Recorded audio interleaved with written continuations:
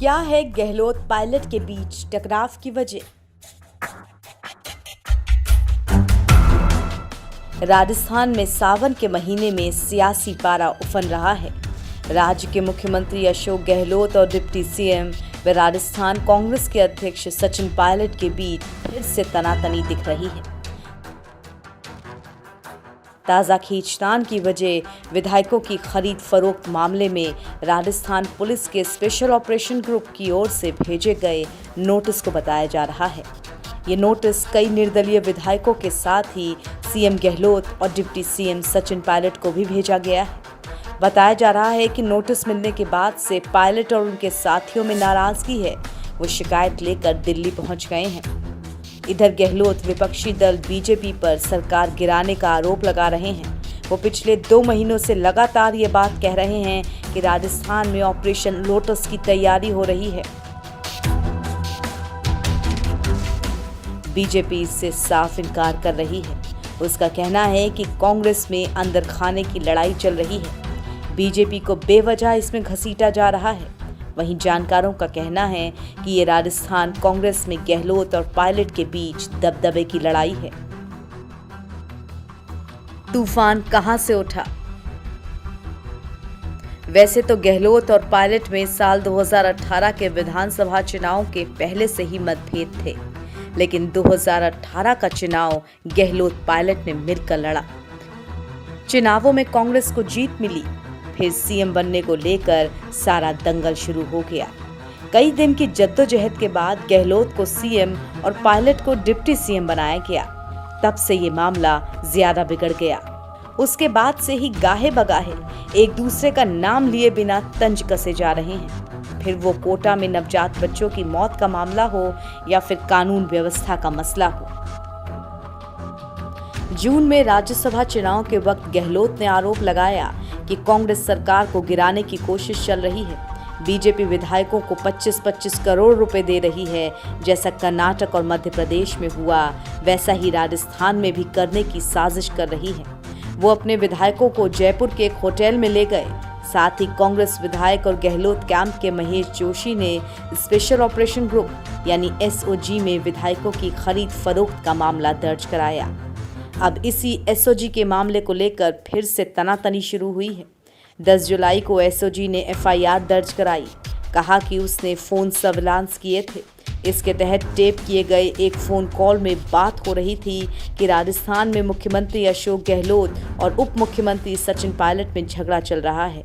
ऐसी स्थिति में कांग्रेस और निर्दलीय कुछ विधायकों को तोड़कर सरकार गिराई जा सकती है। एसओजी ने कहा कि उसने सरकार गिराने की साजिश रचने और विधायकों को खरीदने के आरोप में 2 बीजेपी नेताओं को गिरफ्तार किया है। गिरफ्तार किए गए व्यक्तियों के नाम अशोक सिंह और भरत मलाणी हैं। इस पर गहलोत ने बीजेपी को घेर लिया। कहा कि जिस तरह बकरों को मंडी में खरीदा जाता है, उस तरह विधायकों को खरीदने की साजिश बीजेपी रच रही है। एसओजी ने विधायकों की खरीद फरोख्त मामले में सीएम, डिप्टी सीएम के साथ ही 20 से ज्यादा मंत्रियों और विधायकों को भी नोटिस भेजा है। बताया जाता है कि इसी पर मामला बिगड़ गया। पूछताछ के लिए एसओजी के नोटिस को पायलट खेमा निशाना बनाए जाने की कार्रवाई कह रहा है। सूत्रों के हवाले से दावा है कि गहलोत कैंप सचिन पायलट को राजस्थान कांग्रेस अध्यक्ष के पद से हटाने के लिए इस तरह का माहौल तैयार कर रहा है। इसी वजह से नोटिस भेजे गए। वैसे राजस्थान के कैबिनेट मंत्री रमेश मीणा ने भी नोटिस भेजे जाने पर नाराजगी जाहिर की। उन्होंने कहा, न मेरा नाम शिकायत करने वालों में है, न ही मेरा नाम आरोपियों में है। फिर किस बात के लिए ये नोटिस भेजा गया है? आखिर इस तरह बेवजह नोटिस देने का क्या औचित्य है?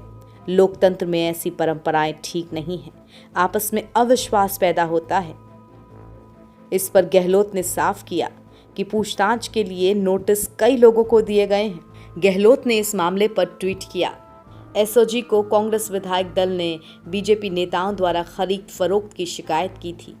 उस संदर्भ में मुख्यमंत्री, उप मुख्यमंत्री, चीफ व्हिप और कुछ मंत्री व विधायकों को सामान्य बयान देने के लिए नोटिस आए हैं।